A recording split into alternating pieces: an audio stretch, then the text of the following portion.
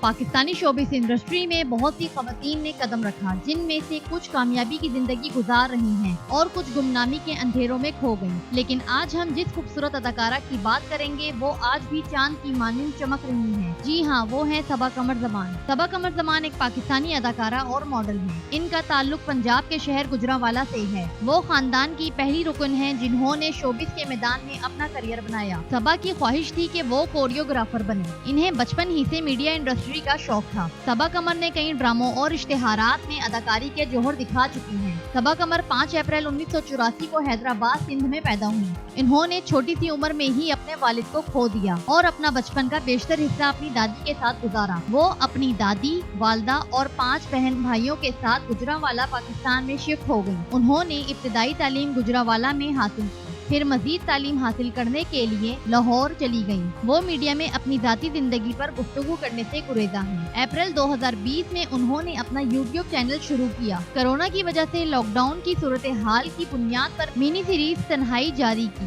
صبا قمر نے اپنے YouTube channel میں اپنے تعلقات کے بارے میں انکشاف کیا کہ وہ 8 سال منگنی شدہ رہی، پھر منگنی ختم ہو گئی۔ صبا قمر نے اپنے کیریئر کا آغاز پی ٹی وی کے ڈرامے میں عورت ہوں سے کیا۔ اس کے علاوہ انہوں نے کہیں تم کہیں ہم، نہ جانے کیوں، غرور، تقدیر، ابن آدم، ان بیان ایبل، دھوپ میں اندھیرا، محبت یوں بھی ہوتی ہے، وہ صبح کب آئے گی، بنجر، سسر ان لا، نہ کہو تم میرے نہیں، یہاں پیار نہیں ہے جیسے معروف ڈراموں میں کام کیا۔ صبا قمر پروگرام ہم سب امید سے ہیں کی میزبان بھی رہی۔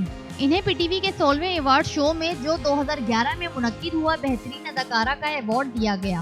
2012 میں حکومت پاکستان نے ان کو تمغہ امتیاز سے نوازا، جو شہریوں کو ان کی کامیابیوں کی بنیاد پر پاکستان میں 4تھے نمبر پر سجایا جاتا ہے۔ Saba Qamar P T V home television series میں عورت ہوں 2005 میں نمودار ہوئی۔ اس سیریز کی شوٹنگ لاہور میں کی گئی اور اس کے بعد پی ٹی وی کی متعدد سیریز بھی شامل تھیں، جن میں چپ 2005 میں، دھوپ میں اندھیرا ہے 2006 میں، کانپور سے کٹیاس تک اور ان بیان ایبل 2007 میں صبا قمر اے ٹی وی کے خدا گواہ میں نظر آئیں، جو 1992 میں اسی نام کی ہندوستانی فلم تھی۔ انہوں نے فاطمہ جناح کا کردار ادا کیا، جس ڈرامے کا نام جناح کے نام تھا، جو کہ پی ٹی وی ہوم پر نشر ہوا۔